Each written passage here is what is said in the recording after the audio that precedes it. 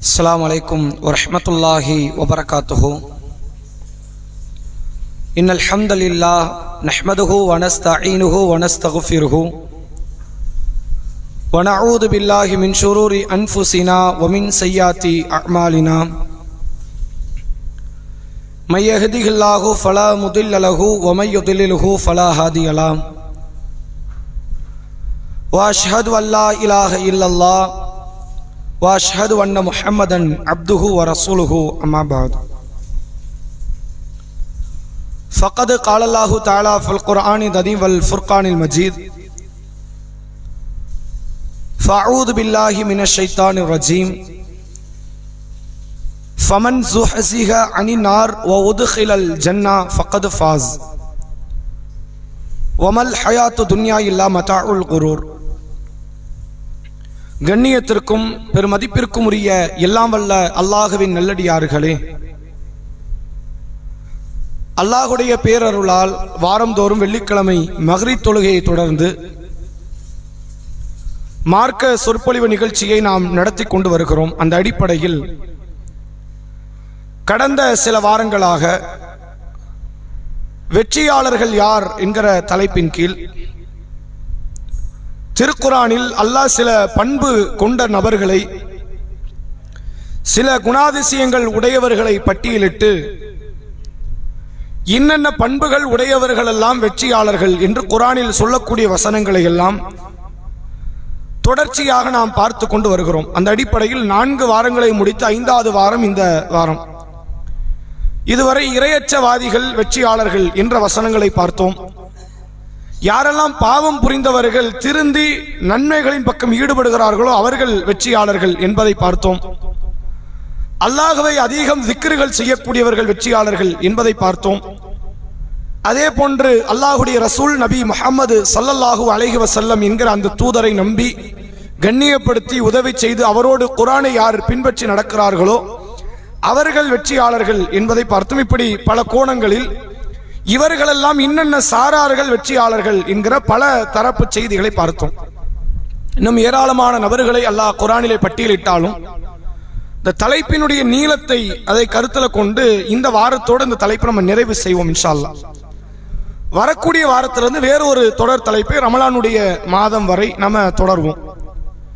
இப்ப இந்த தலைப்புல இன்றைய தினத்தில் நாம பார்க்கக்கூடிய முக்கியமான சில வெற்றியாளர்கள் யார் என்றால், முதலாவதாக அல்லாஹ் ரப்புல் ஆலமீன் சொல்லுகிறான், யார் அல்லாஹ்வுடைய பாதையில் ஈடுபடுகிறார்களோ, ஜிஹாத் என்கிற ஒரு அற்புதமான மேன்மை பொருந்திய ஒரு அமலை குறித்து குர்ஆன் நமக்கு பேசுகிறது. இந்த ஜிஹாதுங்கிற வார்த்தையை ஒரு கெட்ட வார்த்தையை போன்று, கொச்சையான வார்த்தையை போன்று சமூகம் அதை அடையாளப்படுத்துகிறது. ஜிஹாதுனா என்னன்னு கேட்டா அந்த வார்த்தைக்கு அர்த்தம் போராடுவது என்று அர்த்தம். மிக பிரதானமான போராட்டம்னா எது அப்படின்னா, அநீதி இழைக்கப்பட்ட மக்கள் அநியாயக்காரர்களுக்கு எதிராக போராடுவது. இதான் அதனுடைய பிரதானமான அர்த்தம். இப்ப உதாரணத்திற்கு 300 ஆண்டுகளாக ஆங்கிலேயர்கள் இந்திய நாட்டை ஆட்சி செய்து கொண்டிருந்தார்கள். ஆட்சி செய்தார்கள் என்பதோடு அவர்கள் கொள்ளையடித்தார்கள். அப்ப இந்தியாவில் வாழக்கூடிய எல்லா மக்களும், இந்தியா என்பது பறந்து விரிந்த இந்தியா, பாகிஸ்தானும் பங்களாதேஷும் இணைந்ததுதான் இந்தியா. அந்த இந்தியாவில் வாழக்கூடிய எல்லா தரப்பு மக்களும், எல்லா சமுதாய மக்களும், அதில் பெரும்பான்மை முஸ்லிம்கள் ஆங்கிலேயர்களுக்கு எதிராக இந்த நாட்டினுடைய சுதந்திரத்திற்காக சண்டையிட்டார்கள், யுத்தம் புரிந்தார்கள். சிலர் ஆயுதம் தாங்கினார்கள், சிலர் அமைதியான வழியில் போராடினார்கள். கடைசியில் இறைவனின் உதவியால் அல்லாஹ் ரப்புல் ஆலமீன் இந்த சுதந்திரத்தை தந்தான். இந்த சுதந்திரத்துக்கு முன்னாடி நடந்த 300 ஆண்டு கால பிரச்சனைகள் இருக்குல்ல, இத உலகத்துல எவனுமே தீவிரவாதம் சொல்ல மாட்டான். தீவிரவாத பயிலுவோ இந்தியர்கள் அப்படின்னு சொல்லுவாங்களா? சொல்ல மாட்டாங்க. ஏன் சொல்ல மாட்டாங்க? அவன் நாட்டுக்கு அவன் போராடுறான், அவனுடைய செல்வங்கள் கொள்ளையடிக்கப்படுகிறது, அவன் மக்கள் அடிமையாக்கப்படுறாங்க, அவனுடைய பெண்கள் கற்பழிக்கப்படுறாங்க, அவனுடைய நிலங்கள் எல்லாம் சுரண்டப்படுகிறது, அவன் மீது ஆதிக்கம் செலுத்தப்படுகிறது. எவன் பொறுத்துக்கிட்டு இருப்பான்? அப்ப இந்தியனா அதனால தான் ஆயுதத்தையும் தூக்கினா, அவன் கிளர்ச்சி செய்தான், கலகத்தை உண்டாக்கினான், ஆங்கிலேயர்களை விரட்டி அடிக்க அவன் முயற்சி செய்தான். இதுக்கு பேரு தான் அரபுல ஜிஹாத். இத போராட்டம் சொல்லுவாங்கல்ல, சுதந்திர போராட்டம் பாங்க. இதை அரபில் என்ன சொல்லுவாங்க? ஜிஹாத் என்று சொல்வார்கள். ஜிஹாத் என்பது கெட்ட வார்த்தை கிடையாது. அநீதி இழைக்கப்பட்ட மக்கள் எல்லாம் அநியாயக்காரர்களுக்கு எதிராக சண்டையிடுவது, போராடுவதற்கு பேர் அரபியில் ஜிஹாத். இஸ்லாத்தை பொறுத்தவரை இந்த ஜிஹாதுக்கு ஒரு தனி முக்கியத்துவம் கொடுக்குது. எப்படி முக்கியத்துவம் கொடுக்குதுன்னா, இன்றைக்கு ஆளும் வர்க்கத்தினர்கள் ஜிகாதை ஒரு எப்படி காட்டுறாங்கன்னா, கொரோனா ஜிகாது. முஸ்லிம்கள் என்ன செய்யறாங்க, கொரோனா ஜிகாதுன்னு ஒன்று பண்றாங்க. தப்லீக் சகோதரர்கள்லாம் இந்த 2020 நேரம் டெல்லியில ஒரு மிகப்பெரிய மாநாட்டில் வந்து வெளிநாட்டு மக்களும் உள்நாட்டு மக்களும் ஒன்று கூடும் போது கொரோனா நேரத்தில் ஒன்று கூடுனாங்க, பல்லாயிரக்கணக்கான பேர் ஒன்று கூடுனாங்க, கொரோனா பரப்பிட்டாங்க அப்படின்னு ஒரு விஷமத்தனமான பிரச்சாரம். இதுக்கப்புறம் தான் ட்ரம்ப் வந்தார் நாட்டுக்கு. அப்போ கூட்டம் கூடுச்சு, அதை யாரும் பேச மாட்டாங்க. ஒரு நடிகையோடு பாரத பிரதமர் வந்து சேர்ந்து நின்று அது ஒரு பெரிய கூட்டமாக மாறியது, அதை பேச மாட்டாங்க. தப்லீக் ஜமாத் சகோதரர்கள் உடனே கூடுனாங்கன்னா கொரோனா ஜிஹாதுன்னு அதுக்கு ஒரு பேரும் வச்சாங்க. இப்ப அந்த வக்ஃபு வாரிய பிரச்சனை வந்துச்சு, அதுக்கு என்னது லேண்ட் ஜிஹாதுன்ட்டாங்க. முஸ்லிம்கள் என்ன பண்றாங்க, இந்து மக்களுடைய லேண்டை எல்லாம் கொள்ளையடிக்கிறாங்க, லேண்ட் ஜிஹாது. ஏதாவது ஒரு முஸ்லிம் பையன் இந்து பிள்ளைய கல்யாணம் பண்ணிட்டானீங்களேன், லவ் ஜிஹாதுன்றாங்க. அதுக்கு பேர் என்னது, லவ் ஜிஹாது. எல்லாத்துக்கும் ஜிஹாதை சேர்த்துக்கிறது. லவ் ஜிஹாதும் பாங்க, கொரோனா ஜிஹாதும் பாங்க, லேண்ட் ஜிஹாது, எல்லாத்துக்கும் ஜிஹாதை சேர்த்து. ஜிஹாதுன்னா கெட்ட வார்த்தை. அவனை வந்து மக்களை கொள்ளையடிப்பாங்க முஸ்லிம் மக்கள் அப்படின்னு ஒரு பின்பம் மக்களால் உருவாக்கப்படுது. மக்களால் அல்ல, ஆளக்கூடிய வர்க்கத்தினர்களால் உருவாக்கப்படுகிறது. மக்கள் அதனுடைய உண்மைத்தன்மை தெரியாமல் அது உண்மையோ என்று நினைத்துக் கொண்டு இருக்கக்கூடியதையும் பார்க்க முடிகிறது. அப்ப ஜிஹாத் என்பது ஒரு பொண்ணை கொள்ளையடிப்பது கிடையாது, ஒரு நிலத்தை கொள்ளையடிப்பது, ஒரு மக்கள் மீது நோயை பரப்புவது அல்ல ஜிஹாத். யாரெல்லாம் அநீதி இழைக்கப்பட்டிருக்கிறார்களோ அவர்களுக்கு எதிராக, அவர்களுக்கு சாதகமாக, அநியாயக்காரர்களுக்கு எதிராக ஈடுபடுவதற்கு பேர் ஜிஹாத் என்பதை நாம் புரிந்து கொள்ளணும். இப்ப இந்த ஜிஹாதை அல்லாஹ்வுடைய ரசூல் அவங்க பல இடத்துல ஆர்வம் ஊட்டி இருக்கிறாங்க. நீங்க என்னைக்கு எப்படி ஆகக்கூடாது, கோழைகளாக மட்டும் மாறிவிடாதீர்கள், அது பல இடத்துல சொல்லப்பட்டிருக்கு.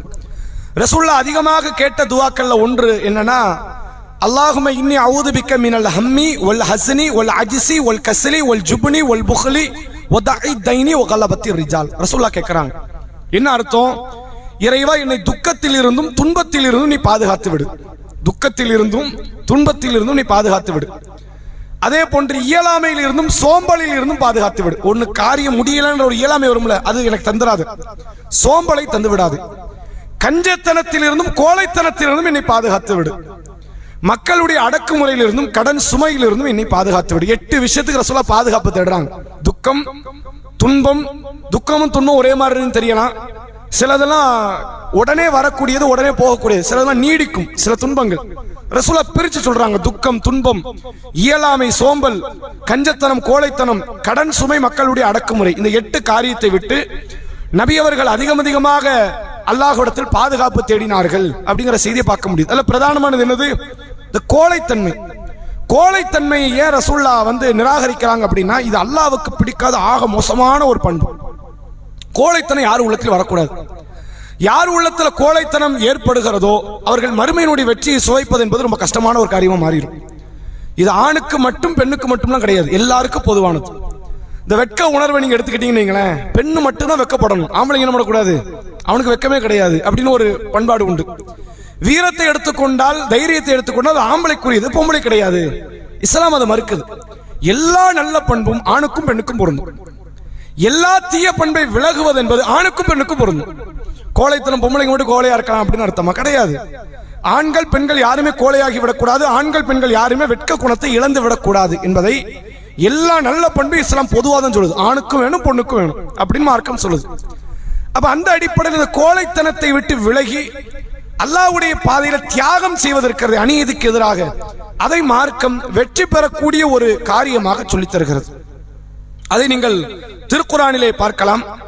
அல்லாஹ் ரப்புல் ஆலமீன் தன்னுடைய குரானிலே மிக அற்புதமான வசனத்தின் வாயிலாக சொல்லித் தருகிறான். இன்னல்லாஹ யஷ்தரா மினல் முஃமினீன அன்ஃபுஸஹும் வ அம்வாலஹும் பி அன்னலஹுமுல் ஜன்னா. சூரா தௌபா என்கிற 9வது அத்தியாயம் 111வது வசனம். அல்லாஹ் சொல்கிறான், இன்னல்லாஹ யஷ்தரா மினல் முஃமினீன அன்ஃபுஸஹும் வ அம்வாலஹும் பி அன்னலஹுமுல் ஜன்னா.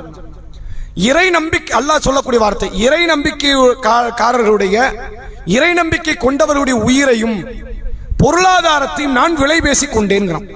அல்லாஹ் என்ன சொல்றான், நம்ம உயிரையும் நம்ம பணத்தையும் அல்லாஹ் முன்னாடியே விலை பேசி முடிச்சிட்டான். இப்போ உன் உயிரை எனக்கு தந்துரு. முஸ்லிம்கள் எல்லாரும் என்ன பண்ணிருங்க, உங்க உயிரை தந்துருங்க, உங்க பணத்தை தந்துருங்க, எல்லா பணத்தையும். பணம்னு என்ன அர்த்தம், வெறும் ரூபாய் நோட்டுன்னு கிடையாது, எல்லா விதமான செல்வத்தையும் எனக்கு தந்துருங்க. எதுக்கு பகரமாக தெரியுமா, பி அன்னலஹுமுல் ஜன்னா, உங்களுக்கு நான் சொர்க்கத்தை தரேன். இதான் டீல். அல்லாஹ்வோட நமக்குள்ள டீல் என்னது, நம்ம உயிரை கொடுத்தரணும், பணத்தை கொடுத்தரணும். அல்லாஹ் நமக்கு என்ன தருவான்? சொர்க்கத்தை தருவான். சொல்லிவிட்டு அல்லாஹ் சொல்லுகிறான், யுகாத்திலூன ஃபீ சபீலில்லாஹ் ஃபயக்துலூன வயுக்தலூன்.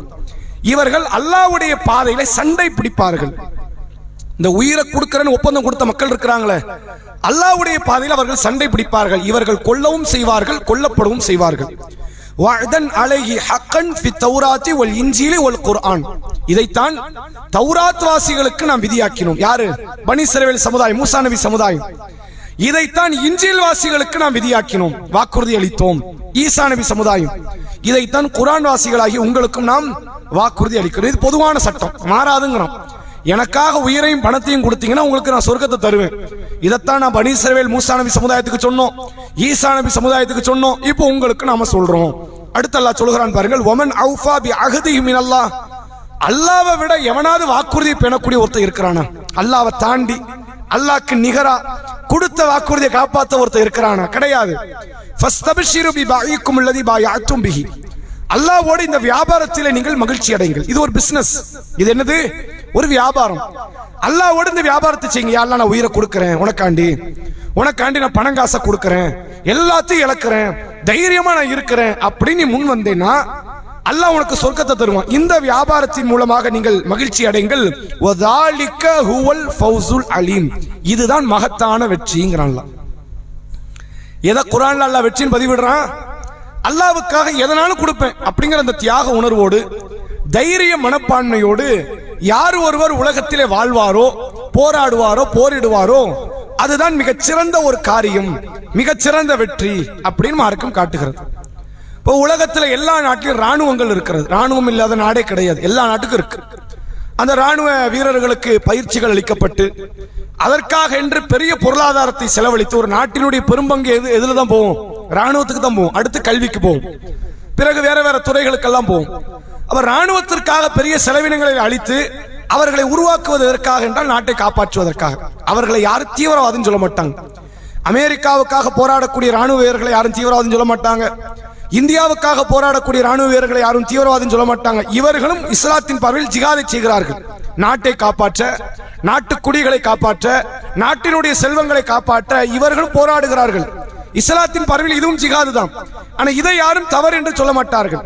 பாலஸ்தீனத்தை காப்பாற்ற ஒருத்தன் போராடுறான், அவன் யாரு? அவன் தீவிரவாதியாக ஆகிவிடுவான். சிரியாவை காப்பாற்ற ஒருவன் போராடினால் அவன் தீவிரவாதியாக மாறிவிடுவான். தனது சொந்த தேசத்தை, சொந்த மக்களை காப்பாற்றுவதற்கு ஒருவன் களமிறங்கினால் அவன் தீவிரவாதியாக மக்களால் பார்க்கப்படுகிறான் என்பதையும் இந்த நேரத்தில் நம்ம தெரிந்து கொள்ள வேண்டும். இப்ப இந்த ஜிஹாதை மார்க்கம் எங்கெல்லாம் ஆர்வம் ஊட்டுகிறது என்று கேட்டால், அல்லாஹ்வுடைய ரசூல் அவங்க சொல்றாங்க, யாருடைய உள்ளத்துல அல்லாஹ்வுடைய பாதையில் நானும் போரிட வேண்டும் என்ற எண்ணம் இல்லாமல், கடுகளவு கூட அந்த எண்ணம் இல்லாமல் மௌத்தாவுறாங்களோ அவங்க நயவஞ்சக தன்மையோடு மௌத்தாவுறாங்க அப்படின்னு ரசூலுல்லாஹ் சொல்லியிருக்கிறாங்க. உள்ளத்துல எப்போது எந்த எண்ணம் இருக்கணும்? அந்த புரட்சித்து எப்போது எரிஞ்சுக்கிட்டே இருக்கணும். அதுக்கு என்ன அர்த்தம்? ஒரு அநியாயத்தை பார்க்கும் போது கடுமையான கோபம் வரணும். அட இவ்வளவு அட்டூழியம் பண்றானே, இவனை சும்மா விடலாமா? அந்த எண்ணமாவது வரணும். நீ அடிக்கிறியா இல்லையாங்கிறது வேற. அந்த கடுமையான அந்த பாவத்தை பார்க்கும் போது கொதிச்செழுகிற ஒரு தன்மை இருக்குல்ல, இது எல்லாருக்கும் தேவை, அவசியம். அந்த அவசியமான அந்த ஜிகாதுக்குரிய அந்த எண்ணம் இல்லாமல் ஒருவர் மரணிப்பாரே ஆனால் அவர் நயவஞ்சகத்திலே மரணித்தவராக பார்க்கப்படுவார் என்று அல்லாஹ்வுடைய ரசூல் அவர்கள் சொல்கிறார்கள். அப்ப ஜிகாதுனாலே எல்லாத்தையும் தப்பா நினைக்கிறாங்க. ஜிகாது என்றாலே பாவத்திற்கு எதிராக, அநியாயத்திற்கு எதிராக களமாடி குரலை உயர்த்தி சத்தம் போட்டு பேசுறதுக்கு பேர் ஜிகாது. ரசூலுல்லாஹ் சொன்னாங்க, அஃதலுல் ஜிஹாத் கலிமத்து அதில் இந்த சுல்தான் ஜாயிர். ஜிஹாதிலே சிறந்தது தெரியுமா? இவன் சொல்றான் துப்பாக்கி எடுத்துட்டு போறது ஜிஹாது, மனித வெடி உண்டாக்குறது ஜிஹாதுங்கிறானே. ரசூலுல்லாஹ் சொல்றாங்க ஜிஹாதிலே சிறந்தது தெரியுமா? அநியாயக்கார அரசன் கிட்ட போய் நியாயத்தை எடுத்து சொல்றதுதான் ஜிஹாதுல சிறந்தது. யாருக்கு அந்த துணிவு வராது? யாருக்கு என்ன வராது? அந்த துணிவு வராது. பொதுமக்கள் முன்னாடி எதையும் பேசலாம். அந்த ஆட்சியாளனுக்கான கொடுமையானவனும் அப்படியும் இப்படி, அந்த ஆட்சியாளன் முன்னாடி போய் பேசுவியா அப்படின்னு பேச முடியாது. இது உலகத்துல எல்லா இடத்துலயும் ஒரு பொதுவான ஒரு நியதியாக இருக்கும். ரசூலுல்லாஹ் சொல்றாங்க, ஆட்சியாளனிடத்தில் சென்று அவன் செய்யக்கூடிய குற்றச் செயலை கண்டித்து அவனிடத்தில் நீங்கள் பேசுவீர்களே ஆனால் அது தலை சிறந்த ஜிஹாத் என்று மார்க்கம் காட்டி தரக்கூடியதை புரிந்து கொள்ள முடிகிறது. இந்த ஜிஹாதுக்கு அல்லாஹ்ட்ட கிடைக்கிற கூலி இருக்குத மிகப்பெரிய பொக்கிஷம். உண்மையில இந்த பொக்கிஷத்தை உணர்வோமே ஆனால் நம்மளும் அல்லாஹ்வுடைய பாதையில கொல்லப்பட மாட்டோமா அப்படிங்கிற ஒரு எண்ணம் அபிப்பிராயம் எல்லாருடைய உள்ளத்தில் வந்துவிடும். திருக்குர்ஆன்ல மற்றொரு வசனத்தை நீங்க பார்க்கலாம். சூரா சஃப் என்ற 62வது அத்தியாயத்தில் அல்லாஹ் ரப்பல் ஆலமீன் பேசுகிறான். இதே வார்த்தை தான் இங்க அல்லாஹ் என்ன சொல்றான், உயிரையும் பொருளாதாரத்தை கொடுங்கறாம்ல, இதே வார்த்தை இன்னொரு வசனத்துல சொல்றான், யா அய்யுஹல்லதீன ஆமனூ, ஈமான் கொண்டவர்களே, ஹல் அதுல்லுக்கும் அலா திஜாரத்தின் துன்ஜீக்கும் மின் ஆதாபின் அலீம், துன்புறுத்தக்கூடிய ஒரு வேதனை வர இருக்கிறது மறுமையில், அதில் இருந்து காக்கக்கூடிய ஒரு வியாபாரத்தை நான் உங்களுக்கு சொல்லி தரட்டுமா? அல்லாஹ் நம்மளை பார்த்து கேட்கிறான். என்ன கேட்கிறான்? துன்புறுத்தக்கூடிய ஒரு வியாபாரம் இருக்கிறது, துன்புறுத்தக்கூடிய ஒரு வேதனை இருக்கிறது, அதிலிருந்து காக்கக்கூடிய வியாபாரத்தை, ஒரு பிசினஸ் சொல்லி தரவா? ஏன் அல்லாஹ் பிசினஸ்ங்கிறான் தெரியுமா? ஏன்னா மனுஷனுக்கு ரொம்ப பிடிச்சது வியாபாரம் தான். வியாபாரத்தை விரும்பாத மனிதர்கள் யாருமே கிடையாது. ஏன்? வியாபாரம் என்பது மிகப்பெரிய அளவுல கொள்ள லாபத்தை அடிக்கக்கூடிய ஒரு மிகப்பெரிய ஸ்தாபனம். அது நீங்க போய் ஒருத்தண்ட வேலை பார்க்கறதுக்கும் ஒரு பொருளை விற்று நீங்கள் வியாபாரியாக மாறுவதற்கு வித்தியாசம் இருக்கு. நமக்கு சூழ்நிலை கிடைக்கல, நம்ம வியாபாரி ஆகல, ஏன்னா அதுல எவ்வளவு நாள் லாபத்தை எடுக்கலாம், அப்படிப்பட்ட ஒரு காரியம் அது வியாபாரம் என்பது. அப்ப அல்லாஹ் சொல்ற, உனக்கு பிடிச்சது தானே, நான் ஒரு வியாபாரத்தை சொல்லி தரட்டுமா? அதை நீ செஞ்சேன்னா அதுக்கு என்ன லாபம் கிடைக்கும்? நரகத்தில் இருந்து உனக்கு விடுதலை கிடைக்கும். நீ செய்யறியா அப்படின்னு அல்லாஹ் கேட்டுட்டு சொல்றான், துப்மீனூன பில்லாஹ், அல்லாஹ்வை நம்பு, வ ரசூலிஹி, அவன் தூதரை நம்பு, வ துஜாஹிதூன ஃபீ ஸபீலில்லாஹி பி அம்வாலிக்கும் வ அன்ஃபுசிக்கும், உன் உயிரால் உன் பணத்தால் அல்லாஹ்வுடைய பாதையில் நீ போராடு. இதுதான் அந்த வியாபாரம். அல்லாஹ்வை நம்பு, அல்லாஹ்வுடைய ரசூலை நம்பு, அல்லாஹ்வுடைய பாதையில போராடு, தைரியமாக களமாடு. மக்களுடைய பிரச்சனை ஓம் பிரச்சனையா பாரு, சமுதாயத்திற்காக வேண்டி அநியாயத்தை எதிர்த்து நில்லு, கடைசி வரைக்கும் நில்லு, சாகர வரைக்கும் நில்லு. அப்படி நில்லு. உங்களுடைய உயிரையும் பணத்தையும் இதிலே நீங்கள் இழப்பீர்களே ஆனால், கொடுப்பீர்களே ஆனால், தாலிக்கும் ஹைருல்லக்கும் இன் குன்தும் தஅலமூன், நீங்கள் அறிந்தால் இதுதான் உங்களுக்கு சிறந்ததுங்கிறோம். இந்த வார்த்தையை அல்லாஹ் வேற எதுக்கு பயன்படுத்துறான்னா, ஜும்மாவுக்கு சொன்னான். இதா நூதிய லிஸ்ஸலாத்தி மின் யௌமில் ஜும்ஆ, ஜும்மா தொழுகைக்கு பாங்கு சொல்லப்பட்டால் ஃபஸாவு இலா திக்ரில்லாஹ் வதருல் பைஆ, வியாபாரத்தை விட்டுருங்க, பள்ளி பக்கம் அல்லாஹ்வை நினைப்பதின் பக்கம் வாருங்கள்.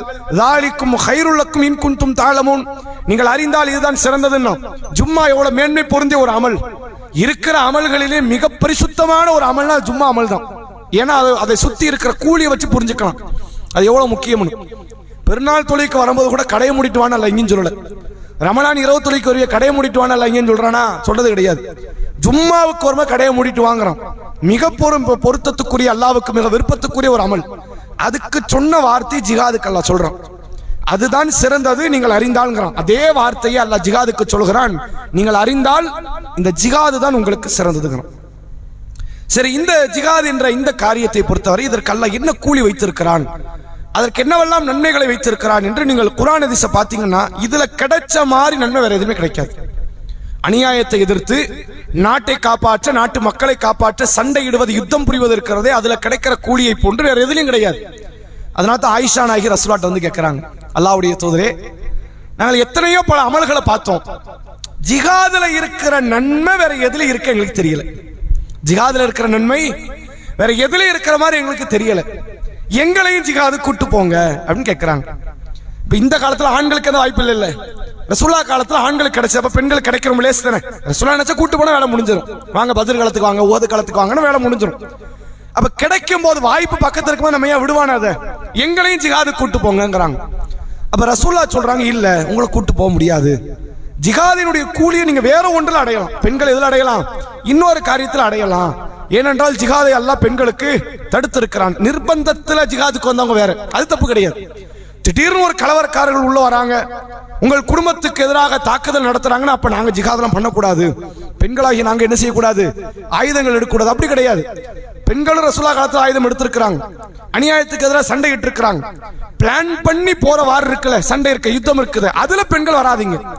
எந்த விதமான திட்டமிடல் இல்லாமல் ஒரு யுத்தம் நடக்குதுன்னா ஆண்களுக்கு சரிநிகராக பெண்களும் ஆயுதத்தை தூக்கத்தான் மார்க்கம் வலியுறுத்துகிறது, ஜனநாயகம் வலியுறுத்துகிறது, அதான் சொல்லி தருது. அப்ப ரசூலுல்லாஹ் சொல்றாங்க, இல்ல ஜிஹாத் உங்களுக்கு கூட்டு போக முடியாது, அந்த ஜிஹாதினுடைய கூலியை வேற ஒரு அமல்ல அல்லாஹ் உங்களுக்கு வச்சிருக்கிறான். அல் ஹஜ்ஜுல் மப்ரூர், பாவம் கலக்காத ஹஜ். எந்த விதமான கசடு கழிவு எதுவுமே இல்லாமல் மிக தெளிவான முறையில் ஒரு ஹஜ்ஜை நிறைவேற்றிட்டீங்கன்னா ஜிஹாதுக்கு போன நன்மையை நீங்கள் பெற்றுக்கொள்ளலாம் என்று அல்லாஹ்வுடைய தூதர் அவர்கள் ஆயிஷா ரலியல்லாஹு அன்ஹாவுக்கு சொன்னாங்க. அந்த காலத்துல சஹாபிய பெண்மணிகளுடைய தைரியம், அவர்களுடைய ஆர்வம் ஒரு புறம், எந்த அளவுக்கு அவங்க விளங்கி வச்சிருக்காங்க பாருங்க. எல்லா அமலை விட மிக மேன்மையான அமல் ஜிஹாத் தானே, எங்களையும் கூட்டு போங்க அப்படின்னு கேட்கிறாங்கன்னா ரசூலுல்லாஹ் இதை அவ்வளவு முக்கியமான ஒரு அமல் என்று சொன்னார்கள். இந்த அமல் என்பது திடீர்னு வர்றது கிடையாது.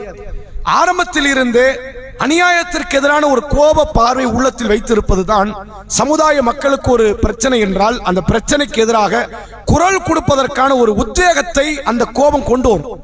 அந்த உத்வேகமே உங்களை ஒரு காலப்போக்கில் உங்களை இந்த அல்லாஹ்வுடைய பாதையை நோக்கி தள்ளிவிடும். இதுதான் யதார்த்தமான ஒரு நிலை. அதே போன்று பார்க்கலாம், நபி அவர்கள் சொல்றாங்க, என்னை ஒரு வானவர் அழைச்சிட்டு போறார் சொர்க்கத்துல. ஒரு வானவர் என்ன அழைச்சிட்டு போறார் சொர்க்கத்துல, ஒரு மரத்தினுடைய உச்சத்துக்கு நான் போறேன். அங்க இருந்து ஒரு வீட்டை ஒண்ணு பாக்குறேன். அதை விட ரம்மியம் பொருந்திய வீட்டை நான் பார்த்தது கிடையாது. அதை விட உமர் ரலியல்லாஹு அன்ஹு வீட்டெல்லாம் பார்த்திருக்கிறாங்க ரசூலுல்லாஹ். பார்த்துட்டு இந்த வீட்டை பார்த்துட்டு ரசூலுல்லாஹ் சொல்றாங்க, இதை விட ரம்மியம் பொருந்திய வீட்டை நான் என் வாழ்நாள்ல நான் பார்த்தது கிடையாது அப்படின்னு சொல்லிட்டு ரசூலுல்லாஹ் வழக்குமார்கள்ட்ட கேட்கிறாங்க, இது என்ன வீடு, யார் வீடுன்னு கேட்கிறாங்க. இது அல்லாஹ்வுடைய பாதையில் போராடுபவர்களுக்காக அல்லாஹ் சொர்க்கத்தில் தரக்கூடிய வீடுங்கிறாங்க. மிகப்பெரிய ஒரு பாக்கியம் என்றால் இறை பாதையில் நலனை எதிர்பார்த்து மக்களினுடைய தீமைகளை களையெடுக்க வேண்டும் என்ற சிந்தனையோடு செய்யக்கூடிய சின்ன பெரிய எந்த ஒரு போராட்டமாக இருந்தாலும் சரி, அதற்கு அல்லாஹ்விடத்தில் கிடைக்கக்கூடிய பாக்கியம் என்பது பிரம்மாண்டமானது. அந்த போராட்டத்தினுடைய இறுதியில மரணம் கிடைக்குதுன்னு வைங்களேன், அது பாக்கியத்திலே மேன்மையான பாக்கியம் என்று மார்க்கம் சொல்கிறது. இதெல்லாம் ரசூலுல்லாஹ்வுடைய காலத்தில் யுத்த காலத்தில் தளபதியாக நின்றவர்கள் சில பேர் கிடைக்காத பாக்கியம், சில பேருக்கு அது கிடைக்கல. ஆரம்பத்தில் சுமையா ரலியல்லாஹு அன்ஹா இஸ்லாத்தை ஏத்துக்கிட்டாங்க, அவங்களுக்கு ஷஹீத் என்கிற பாக்கியம் கிடைச்சது.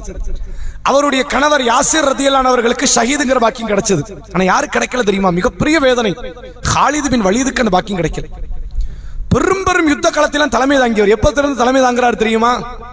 ஏறத்தாழ மக்காவினுடைய வெற்றியிலே ஒரு படைக்கு ஒரு தளபதியா இருக்கிறார். மக்கா வெற்றியிலே அப்பமே ரசூலுல்லாஹ் காலித் பின் வலீது கையில பொறுப்பை ஒப்படைச்சிட்டாங்க. அப்பத்திலிருந்து தலைமை தான். முஅத்தா போர்க்களத்தில் 3 பெரும் தளபதிகள் கொல்லப்பட்ட பிறகு 4வதாக இந்த காலித் பின் வலீது தலைமை ஏற்கிறார். அதற்கு பிறகு நடக்கிற எல்லா யுத்த களத்திலும் இவர் தான் அன்ன போஸ்ட். இவர் தாண்டி வேற யாரும் முன்னாடி வர முடியாதுங்கிற அளவுக்கு அபூபக்கர் ரலியல்லாஹு அன்ஹு அவர்கள் தன்னுடைய ஆட்சி காலத்தில் முழுக்க கத்தியை கொடுத்து அனுப்பிட்டாங்க, எல்லா யுத்த களத்துக்கும் நீங்கள் தான் தலைமை என்று. உமர் ரலியல்லாஹு அன்ஹு கருத்து சொல்றாங்க, இல்ல காலிதையே நீங்க நிரந்தரமா வைக்காதீங்க. மக்களுடைய சிந்தனை எப்படி போகுது? காலிதால தான் வெற்றி கிடைக்கும் நினைக்கிறாங்க, அல்லாஹ்வால தான் கிடைக்கும்ங்கிற சிந்தனை வரணும், அதனால மாத்துங்கிறாங்க. அபூபக்கர் மாத்திரம் வெற்றி கிடைச்சிட்டு இருக்குமா, அதை நம்ம தடைக்கல்ல ஆக்கிடக்கூடாது. மக்கள் பேசிக்கிட்டே தான் இருப்போம், என்னவும் சொல்லுவோம், அல்லாஹ்வால தான் கிடைக்கும் எல்லாத்துக்கும் தெரியுது, நம்ம காலிதை மாற்றக்கூடாது என்று காலிதுடைய தலைமையில 2 ஆண்டு காலம் யமாமா யுத்த களத்துல எல்லா யுத்தங்களும் நடக்குது. பாரசீகம் வெற்றி கொள்ளப்படுது, ரோமபுரி வெற்றி கொள்ளப்படுது. உமர் ரலியல்லாஹு அன்ஹு வராங்க. வந்த உடனே காலித் பின் வலீதை தலைமை பொறுப்புல இருந்து எடுத்துட்டாங்க. எடுத்துவிட்டு அபு உபைதா அல் ஜர்ராஹ் என்ற தலைச்சிறந்த இன்னொரு நபித்தோழர், 10 சொர்க்கவாசிகளில் ஒருவர், அவரை தூக்கி தலைமையா போடுறாங்க. காலித் பின் வலீத் அதை ஏற்றுக்கொண்டு படை வீரராக செயல்படுகிறார். தன் வாழ்நாளில் ஏராளமான யுத்த களத்தை சந்தித்து ஏராளமான யுத்த களத்திற்கு தலைமை தாங்கி உமர் ரலியல்லாஹு அன்ஹு ஆட்சி பெருசா வளர்ந்துச்சு சொல்லுவோம்ல, அந்த வளர்ச்சிக்கெல்லாம் மிகப்பெரிய பங்காற்றியவர் காலித் பின் வலீத் ரலியல்லாஹு அன்ஹு. அவருடைய வியூகம், தலை சிறந்த வீரம், தலை சிறந்த ஒரு தைரியமான அந்த குணம், அதெல்லாம் வேற யாருக்குமே இலகுவா கிடைச்சிராது, அதெல்லாம் இயல்பாகவே கிடைத்தது. அந்த காலித் பின் வலீத் ரலியல்லாஹு அன்ஹு அவர்கள் இறுதி காலத்தில் நோய்வாய்ப்பட்டு படுக்கையில மூத்தானார். அவருக்கு ரொம்ப பிரியத்துக்குரிய காரியமே எனக்கு ஷஹீது கிடைக்கலைங்கிறதும். நீங்க பாருங்க, யுத்த காலத்துல ஒரு குறிப்பிட்ட காலம் கழிச்சு உமர் ரலியல்லாஹு அன்ஹு விடுப்பு எடுத்துட்டாங்க. ஏன்னா ஆட்சியாளர் ஆயிட்டாங்க. ஆட்சியாளர் ஆயிட்டு நீங்க யுத்த காலத்துக்கு போனீங்கன்னா நீங்க மக்களை பார்க்க மாட்டீங்க, அப்படிதானே நடக்கும். ஆட்சியும் பார்த்துக்கிட்டு யுத்தத்தையும் எப்படி பார்க்க முடியும்? ரசூலுல்லாஹ் பார்த்தாங்க, மற்றவங்களால பார்க்க முடியாது. அதனால உமருக்கு மக்களை விடுப்பு கொடுத்துட்டாங்க, நீங்க வர வேண்டாம், நீங்க ஆட்சியை பாருங்க, எங்களை எப்படி நடத்தணுங்கிற நடவடிக்கை மட்டும் நீங்க கையில எடுங்க, நாங்க யுத்தத்தை பார்த்துக் கொள்கிறோம் என்று போனாங்க. ஆனால் பள்ளிக்குள்ள வந்து அல்லாஹ் ஷஹீதை கொடுக்கிறான். அவர் வந்து யுத்த காலத்தில் ஈடுபடல, பல ஆண்டுகள் ஆச்சு, யுத்த காலத்துல நிறுத்தி வருஷம் ஆகுது. ஏன்னா அதனுடைய வயோதிகத்தை ஒரு பக்கம் அடைகிறார்கள், ஒரு பக்கம் ஆட்சியினுடைய பொறுப்பு தலையில மிகப்பெரிய பாரமாக இருக்கிறது. ஆட்சியை பார்த்து கொண்டு வயோதிகத்தை பார்த்து கொண்டு இருக்கிற நிலையில இவருக்கு ஷஹீதை கொடுக்கணும் நாடுற எங்க கொண்டு வரான்? மதீனா பள்ளிவாசல முதல் சஃப்ல கொண்டு வந்து கொடுக்கிறான் ஷஹீதை.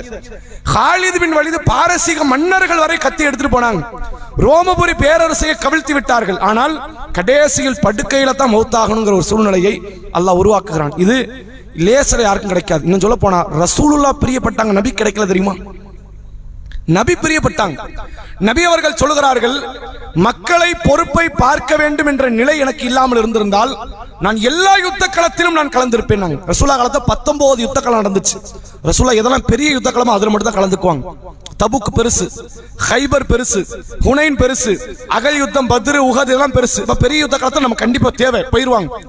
சின்ன சின்ன யுத்த களங்கள் நடக்கும், ரசூலா தலைமை ஏற்க மாட்டாங்க. ஏன்னா எல்லா நேரத்திலும் போயிட்டு ஆட்சியை பார்க்கணுமே அப்படிங்கிற அடிப்படையில் ஆட்சிக்காகவும் கொஞ்சம் நேரத்தை ஒதுக்கினார்கள். இந்த ஹைபர் யுத்தத்தை கூட நீங்க பார்க்கலாம். ரசூலா ஹைபர் யுத்தத்துக்கு போகும்போது மக்களை என்ன செய்யறது, அந்த தபுக் யுத்தத்துக்கு போகும்போது என்ன செய்யுங்கிறதுனால அலி ரலியல்லாஹு அவங்கள பொறுப்பு சாட்டிட்டு தான் போறாங்க. மக்களை நம்ம கைவிட்ட முடியாது. யுத்த களத்தையும் விட்டுட்டோம்னா அவர்களுடைய கரங்கள் ஓங்கிவிடும். ரசூலா ரெண்டு பேலன்ஸ்டா பார்த்துட்டு போனாங்க. அப்ப ரசூலா ஒரு வார்த்தை சொல்றாங்க, மக்கள் மீது பொறுப்பு சாட்டப்படலைன்னு நானும் யுத்த களத்துல கலந்திருப்பேன். எனக்கு அதுதான் பிரியம். எந்த அளவுக்கு பிரியம் தெரியுமா? யுத்த களத்திலே கலந்து கொண்டு அல்லாஹ்வுடைய பாதையில போரிட்டு நான் கொல்லப்படணும், மீண்டும் உயிர் கொடுக்கப்பட்டு நான் கொல்லப்படணும், மீண்டும் உயிர் கொடுக்கப்பட்டு நான் கொல்லப்படணும், மீண்டும் உயிர் கொடுக்கப்பட்டு மீண்டும் கொல்லப்படுவது, ஏறத்தாழ 4 முறை உயிர் கொடுக்கப்பட்டு 4 முறை கொல்லப்படுவதை நான் விரும்புகிறேன் என்று அல்லாஹ்வுடைய ரசூல் அவங்க சொன்னாங்க. இப்ப ரசூலுல்லாஹ்க்கு பிரியத்துக்குரிய ஒரு காரியம் என்னது? அல்லாஹ்வுடைய பாதையில நான் கொல்லப்படணும் அப்படிங்கிறது. கடைசி வரைக்கும் இந்த வாய்ப்பு அல்லாஹ் கொடுக்கல. வல்லாஹு யஸிமுக மினன் நாஸ் அப்படிங்கறான். 5வது அத்தியாயம் சூரா மாயிதாவினுடைய 90வது வசனம். நபியே, மனித கரத்தால் உங்களுக்கு மௌத் வராதுன்றான். உங்களுக்கு எப்படி வராது? இது அல்லாஹ் மார்க்கத்தினுடைய ஒரு சான்றுக்காக, அத்தாட்சிக்காக சொன்ன காரியம். மனித கரத்தால் உங்களுக்கு மௌத் வராது. அடுத்தவன் விஷத்தை வச்சு கொண்டுட்டான், கத்திய வச்சு குடுத்திட்டான், இந்த வேலையே கிடையாது. நோய்வாய்ப்பட்டு மௌத்தாவிய அப்படி நடக்கலாம். எங்க விபத்துல மௌத்தாகலாம், அது எப்படினாலும் நடக்கலாம். நீங்கள் கொல்லப்பட்டு மௌத்தாக மாட்டீர்கள். மதீனாவினுடைய ஆரம்ப கட்ட காலத்தில் அல்லாஹ் இந்த வாக்குறுதியை கொடுக்கிறான். கடைசி வரைக்கும் அல்லாஹ் தன் வாக்குறுதியை மீறினது கிடையாது. ரசூலுல்லாஹ் படுக்கையில் நோய்வாய்ப்பட்ட நிலையில் தான் மரணித்தார்கள். ஆனா நபிக்கு என்ன பிரியம் தான்? அல்லாஹ்வுடைய பாதையில நம்மளும் கொல்லப்படணும். ஏன் இதுல நபி விரும்பினார்கள், ஏனைய நபி தோழர்கள் விரும்பினார்கள்? அதுல என்ன அவ்வளவு பெரிய பாக்கியம் இருக்கிறது என்றால், மரணித்த மறுகணமே சொர்க்கத்துல போறதுக்கான கொடுப்பனை அல்லாஹ்வுடைய பாதையில் கொல்லப்பட்ட மக்களுக்கு மட்டும்தான் இருக்கு, வேற யாருக்கும் கிடையாது. நபிமார்களுக்கும் கிடையாது, யாருக்கும் கிடையாது. இப்ப ரசூலுல்லாஹ் மௌத்தாயிட்டாங்க, ஏனைய நபிமார்கள் மௌத்தாயிட்டாங்க, ஈசா நபியை தவிர அவங்க மட்டும் விதிவிலக்கு. அவங்க ஒரு காலம் கழித்து மௌத் ஆவாங்க. எல்லா நபிமார்கள் எங்க இருக்கிறாங்க? கபர்கள்ல அவங்க தூங்கி கொண்டிருக்கிறாங்க, துயில் கொண்டிருக்கிறாங்க. இதான் உண்மை. ரசூலுல்லாஹ் தான் சொல்றாங்க, நல்லோர்கள் கபரிலே தூங்குவார்கள், கெட்டவர்கள் கபரிலே வேதனை செய்யப்படுவார்கள். இப்ப எல்லா நபிமார்களும், அதுல யாராவது ஏதாவது நபி முன்னே ஷஹீத் ஆயிருந்தா, முன்னாடி உள்ள வரலாறு நமக்கு தெரியாது, குர்ஆன்ல அல்லாஹ் குறிப்பிட்டு சொல்லி இருக்கிறான். ஷஹீதான நபி இருந்தா அவங்க சொர்க்கம் போயிருப்பாங்க, மற்றவர்கள் எல்லோரும் கபரிலே தூங்கி கொண்டுதான் இருப்பார்கள் என்பதை மார்க்கம் நமக்கு சொல்லித் தருகிறது. ஆனால் அல்லாஹ்வுடைய பாதையில் உயிர் விட்டவர்களுக்கு கிடைக்கிற கூலி தெரியுமா? ரசூலுல்லாஹ் கிட்ட ஒரு நபி தோழர் கேட்கிறார், அல்லாஹ்வுடைய தூதரே, ஒருவர் அல்லாஹ்வின் பாதையில் யுத்தம் செய்கிறார், அநியாயத்திற்கு எதிராக சண்டையிடுகிறார், சண்டையிட்டு அவர் கொல்லப்படுகிறார். நன்மை எதிர்பார்த்த நிலையில் புறமுதுகிட்டு ஓடாமல் பொறுமை குணத்தோடு கட்டுப்பட்டவராக அவர் அந்த போர்க்களத்திலே கொல்லப்பட்டால் அவர் எங்க போவாரு அப்படின்னு கேட்கிறாங்க. அவர் சொர்க்கம் போயிருவாரா? ஆமா போயிருவாரு அப்படிங்கிறாங்க. அவர் திரும்பி போகும்போது ரசூலுல்லாஹ் கூப்பிடுறாங்க, நன்மை எதிர்பார்த்து பொறுமை கொண்டவராக அல்லாஹ்வுடைய பாதையில் ஆர்வப்பட்டு அந்த ஜிஹாதில ஈடுபட்டு கொல்லப்பட்டு கடனை தவிர ரசூலுல்லாஹ் கூடுதல் ஒரு வார்த்தையும் அங்க இணைச்சாங்க. அப்ப உடனடியாக சொர்க்கம் கிடைக்கிற ஒரு பாக்கியம் யாருக்கு இருக்கு? இவர்களுக்கு இருக்கு. ரசூலுல்லாஹ் இன்னும் தொடர்ச்சியா சொல்றாங்க, ஷஹீதுகளுக்கு எல்லா பாவங்களும் மன்னிக்கப்படும், எல்லா பாவம் கடனை தவிர. அத்தனை பாவத்தின் கடன் என்றால் வெறும் கடன் மட்டும் கணக்கு கிடையாது, மனித உரிமையில அவர் தலையிட்டு இருந்தாரே, ஆனால் அவர் மறுமையில பிடிக்கப்பட்டுருவார். மனித உரிமைகள் விஷயத்துல சொத்துக்களை அபகரித்தார், ஏமாற்றினார், மோசடி செய்தார் என்ற நிலை வருமானால் அவர் மறுமையில் பிடிக்கப்படுவாரே ஒழிய பாக்கியுள்ள எந்த காரணத்தை கொண்டும் அவருடைய வழிபாட்டு காரணங்களோ இன்ன பிற சிந்தனை, தான தர்மங்கள், சிந்தனை, ஹஜ், உம்ராக்கள் எதிலையுமே அவர் பிடிக்கப்பட மாட்டார் என்று அல்லாஹ்வுடைய ரசூல் அவர்கள் சொல்கிறார்கள். இன்னும் சொல்வதாக இருந்தால், இந்த ஷஹீதானவர்களுக்கு கிடைக்கிற கூலிய ரசூலுல்லாஹ் ஒரு முறை சொல்றாங்க. அல்லாஹ் திருக்குர்ஆன்ல சொல்றான், அல்லாஹ்வுடைய பாதையில் கொல்லப்பட்டவர்களே, லா தகூலு லிம யுக்தலு ஃபீ சபீலில்லாஹி அம்வாத், அல்லாஹ்வுடைய பாதையிலே கொல்லப்பட்டவர்கள் மௌத்தானவர்கள் என்று சொல்லாதீர்கள், பல் அஹ்யாவுன், மாறாக அவர்கள் அல்லாஹ்விடத்தில் உயிரோடு இருக்கிறார்கள், வலாக்கின் லா யஷ்உரூன், நீங்க என்ன செய்ய மாட்டீங்க, அதை அறிந்து கொள்ள மாட்டீங்க, உங்களால் உணர முடியாது. அவங்க உயிரோடு இருக்கிறாங்கன்னா உயிருக்கு இருந்தா என்ன அர்த்தம்? இதயம் துடிக்கணும், கண்ணு திறக்கணும், மூச்சு விடணும், கையை கால அசைக்கணும், ஓடணும், ஆடணும், பேசணும், கேட்கணும், அதெல்லாம் தானே உயிருக்கு உயிர் இருக்கிறதா அர்த்தம். அல்லாஹ் சொல்றான், அல்லாஹ்வுடைய பாதையில கொல்லப்பட்டவங்களுக்கு உயிர் இருக்குது, அவங்க இறந்தவங்க சொல்லாதீங்க, ஆனா உங்களால உணர முடியாது. நீங்க உங்க பார்க்கும்போது அது என்னதான்? அது மையம் தான். மையத்தை கொண்டு போய் நீங்க என்ன பண்ணிடணும்? அடக்கம் பண்ணிடணும். அவங்க எங்க உண்மையில உயிரோடு இருக்கிறாங்க அப்படிங்கிறதுக்கு அல்லாஹ்வுடைய ரசூல் அவங்க விளக்கம் கொடுக்கறாங்க. அதாவது அந்த அல்லாஹ்வுடைய பாதையில் கொல்லப்பட்டவர்கள் ஆதம் நபி காலத்துல இருந்து கியாமத் நாள் வரை அல்லாஹ்வுடைய பாதையில கொல்லப்படக்கூடிய ஆன்மாக்களை, இப்ப அந்த இடத்துல அந்த ஆன்மாக்கள் யாரெல்லாம் இருப்பா? கண்டிப்பா உமர் ரதியல்லாஹு அன்ஹு கண்டிப்பா இருப்பாங்க. ஏன்னா ரசூலுல்லாஹ்வுடைய வாக்குறுதி. உஸ்மான் ரதியல்லாஹு அவர்கள் இருப்பார்கள், அலி ரதியல்லாஹு அவர்கள் இருப்பார்கள், ஹம்சா ரதியல்லாஹு அவர்கள் இருப்பார்கள், சாத் பின் மாத் ரதியல்லாஹு, இது மாதிரியான இறை பாதையில் கொல்லப்பட்டவர்கள் கட்டாயம் அங்க இருப்பாங்க. அவர்களுடைய உயிரை அல்லாஹ் ஒரு பறவை, பச்சை நிற பறவையினுடைய உடல்ல செலுத்தி விடுவான். அப்ப அவங்களுடைய தோற்றம் இப்ப எப்படி இருக்கும்? பறவையினுடைய தோற்றம். அர்ஷுக்கு கீழே கண்ணாடியினாலான கூண்டுகளுக்குள்ளே அவர்கள் அகப்பட்டு கிடப்பார்கள். அவர்கள் விரும்புகிற நேரத்திலே சொர்க்கத்திற்குள் செல்வார்கள், உண்ணுவார்கள், வருவார்கள். சொர்க்கத்துக்குள்ள மனித உருவத்தில் அல்ல அனுப்பல. மனித உருவத்தில் அனுப்புறது கியாமத் நாள்ல தான். அதுல முதல்ல காலடி எடுத்து வைக்க போறது ரசூலுல்லாஹ் தான். பறவையினுடைய உருவத்தில் செல்வார்கள், சொர்க்கத்தை அவர்கள் பார்ப்பார்கள். மீண்டும் தங்களுடைய அங்க வாழ முடியாது, அங்க இருக்க முடியாது. அர்ஷுக்கு கீழே இருக்கக்கூடிய அந்த கண்ணாடி குடுவையிலே அந்த கூண்டுக்குள்ள அவர்கள் மீண்டும் அகப்படுவார்கள். அப்ப அல்லாஹ் வருவானா, அந்த அடியார்கள்ட்ட கேட்பானா, அடியார்களே உங்களுக்கு ஏதாவது பிரியம் இருக்குதான்? இது கியாமத் நாள் முன்னாடி நடக்குது, நல்லா தெரிஞ்சுக்கணும். கியாமத் நாளுக்கு அப்புறம் நடக்கிற காரியம் இல்ல, கியாமத் நாள் முன்னாடி நடக்குமா. அந்த இறந்து போன அடியார்கள்ட்ட அல்லாஹ் கேட்கிறான், உங்களுக்கு ஏதாவது தேவை இருக்குதா அப்படின்னு. எவ்வளவு பெரிய வாக்கியம் பாருங்களேன். இதே வார்த்தை அல்லாஹ் கேட்பான் கியாமத் நாளுக்கு அப்புறம். யார்கிட்ட கேட்பான்? சொர்க்கவாசிகள்கிட்ட கேட்பான். மறுமை நாள் வர்றதுக்கு முன்னாடியே கேட்கிறான்னா அது அல்லாஹ்வின் பாதையில் கொல்லப்பட்டவர்களுக்கு ஏதாவது தேவைகள் இருக்குதா, பூர்த்தி செய்ய வேண்டியது இருக்குதா அப்படின்னு அல்லாஹ் கேட்கிறான். அப்ப அந்த அடியார்கள் சொல்லுவார்கள், அல்லாஹ் ஒண்ணுமே கிடையாது, என்ன பாக்கியம், நீ கபர்ல தூங்க வேண்டிய எங்களை கொண்டு வந்து சொர்க்கத்துல விட்டுருக்கிற, இதை விட வேற என்ன பாக்கியம் வேணும்? இப்பமே சொர்க்கத்தை பார்த்துட்டோம், வேற எங்களுக்கு தெளிவாயிடுச்சு, நாங்க தான் சொர்க்கவாசின்னு தெரிஞ்சிருச்சு, இதை விட வேற என்ன பாக்கியம் வேணும்? அல்லாஹ் மறுபடியும் கேட்பான, இல்ல சொல்லுங்க, ஏதாவது தேவை சொல்லுங்க. அப்ப கடைசியில அல்லாஹ் நம்மளை விடவே மாட்டுக்கிறானுங்கிறதுக்காண்டி அவங்க ஒரு கோரிக்கை வைப்பாங்க. அவங்க சொல்லுவாங்களா, இறைவா மறுபடியும் எங்களை உலகத்தை நீ அனுப்புறியான்னு கேட்பாங்க. மறுபடியும் இதே உலகத்துல மறுபடியும் பிறக்கும், பிறந்து வளர்ந்து ஈமான் கொண்டு வழிபாடுகளில் ஈடுபட்டு உன்னை பற்றி அறிந்து உன்னுடைய பாதையில மறுபடியும் சண்டையிட்டு யுத்தம் செய்து மீண்டும் கொல்லப்படுவதை விரும்புகிறோம் அப்படின்னாங்க. இவங்க எத்தனை முறை கேட்கிறாங்க? இன்னும் ஒரு வாட்டி அந்த வாய்ப்பு கிடைக்குமான். ரசூலுல்லாஹ் மௌத்துக்கு முன்னாடி எத்தனை முறை கேட்டாங்க? 4 முறை கேட்டாங்க. அப்ப ரசூலுல்லாஹ்வுக்கு இதனுடைய கூலியினுடைய பிரம்மாண்டம் மௌத்துக்கு முன்னாடி தெரியுது. அது பிரம்மாண்டமான கூலி, உண்மையிலே அது மாதிரியான கூலி வேற எதுலையும் கிடையாதுங்கிறனால தான் எதுக்குமே ரசூலுல்லாஹ் இவ்வளவு பேராசப்பட்டது கிடையாது. எதுலயா ரசூலுல்லாஹ் அப்படி பேராசப்பட்டாங்களா? யோசிச்சு பாருங்க. 63 மௌத்தாக போறாங்க ரசூலுல்லாஹ். இன்னும் ஒரு 10 வருஷம் தான் எவ்வளவு தொழுவலாம், நிறைய தொழுவலாம்ல, நிறைய தஹஜ்ஜத், நிறைய நோன்பு, நிறைய தானம் தர்மம் எல்லாம். ஒரு 10 வருஷம் நீட்டி தான் தன் ஆயுள் காலத்தை நீட்ட ரசூலுல்லாஹ் கேட்கலையே. எதைத்தான் கேட்டாங்க? மௌத்து வந்தா போயிட வேண்டியதான் அப்படின்னு போயிட்டாங்க. இந்த ஆட்சியை நீட்டணும் ரசூலுல்லாஹ் கேட்கல, தனக்கு செல்வத்தை நீட்டணும் எதுலையுமே ரசூலுல்லாஹ் ஆசைப்படல, துன்யாவில் வாழ்ற எந்த விஷயத்திலையும்.